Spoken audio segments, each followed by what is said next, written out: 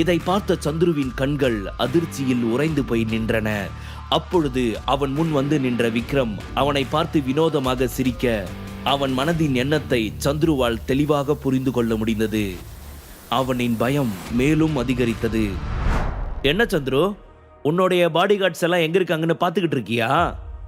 இல்ல அவங்க யாருமே இல்லாம என்னை எப்படி ஃபேஸ் பண்றதுன்னு முடிச்சுக்கிட்டு இருக்கியா என்று அவன் மிகவும் திமிராக கேட்க, இங்கே பாரு விக்ரம், 5-6 பாடி கார்ட்ஸ் வேணும்னா நீ அடிச்சு மேலே தூக்கி விட்டுருக்கலாம். ஆனால் இதே தெரு முனையில் இன்னும் 40 பாடி கார்ட்ஸ் நிற்கிறாங்க.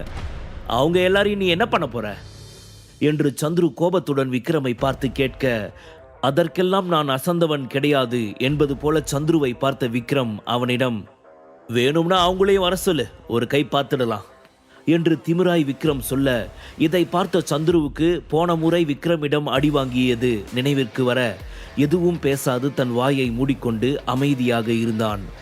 என்ன இவன் எதுக்குமே பயப்படாம பேசுறான்? இது என்னடா கேள்வி? உன் பக்கத்துல வந்தனா எதுக்கு வரன்னு கூடவா தெரியல?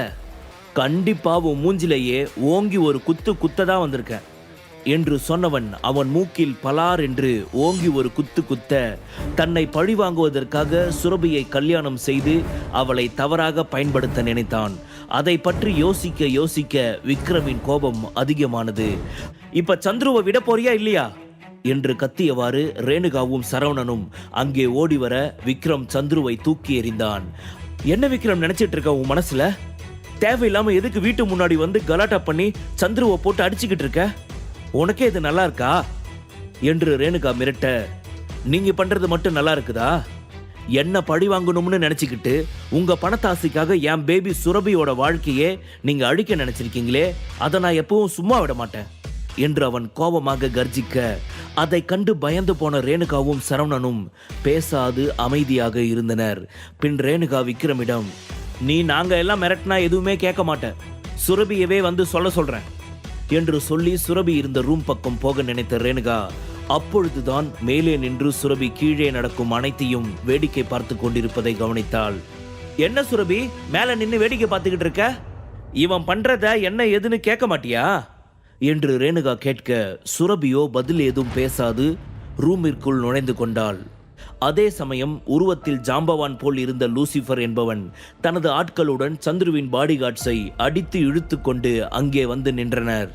சந்துரு பக்கம் திரும்பிய விக்ரம், ஹலோ மிஸ்டர் சந்துரு, உன்னோட பாடிகார்ட்ஸ் இவங்க தானே?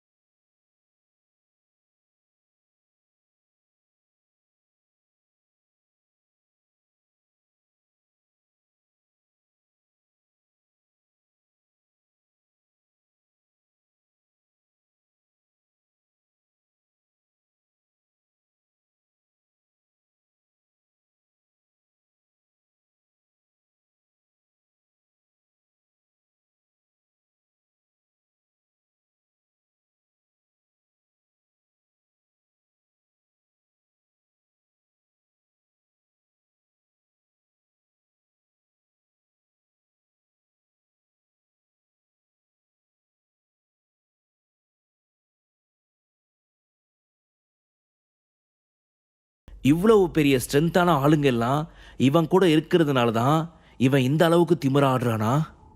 இவனை நாம சும்மா விட போறதே இல்லை என்று அவன் விக்ரமை பற்றி மிரட்டலாய் சொல்ல, ஏண்டா உனக்கு எவ்வளவு தைரியம் இருந்தா முன்னாடியே விக்ரம் சார் பத்தி நீ தப்பா பேசுவ என்று மீண்டும் அவனை பலார் என்று ஓங்கி அறைய ஆரம்பித்தான் லூசிஃபர்.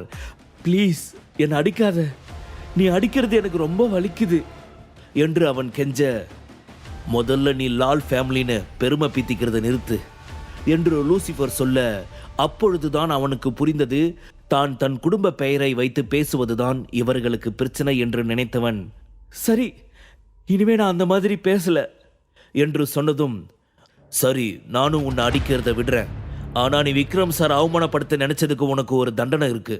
இன்னைக்கு ஃபுல்லா நீ இந்த சுரபி மேட வீட்டுக்கு முன்னாடி மண்டி போட்டு இருக்கணும். இதை தனக்கு நேர்ந்த மிகப்பெரிய அவமானமாக நினைத்தவன் தனது முகத்தை மூடிக்கொண்டு, என்னை இந்த நிலைமைக்கு ஆளாக்கிட்டல விக்ரம், உன்னை நான் சும்மா விட போறதே இல்லை என்று தனது மனதிற்குள் ஒரு முடிவை எடுத்துக்கொண்டான். இங்கே வீட்டிற்கு வந்த விக்ரம் கை கால் முகத்தை கழுவிக்கொண்டு நேராக பெட்டில் போய் விழுந்தான்.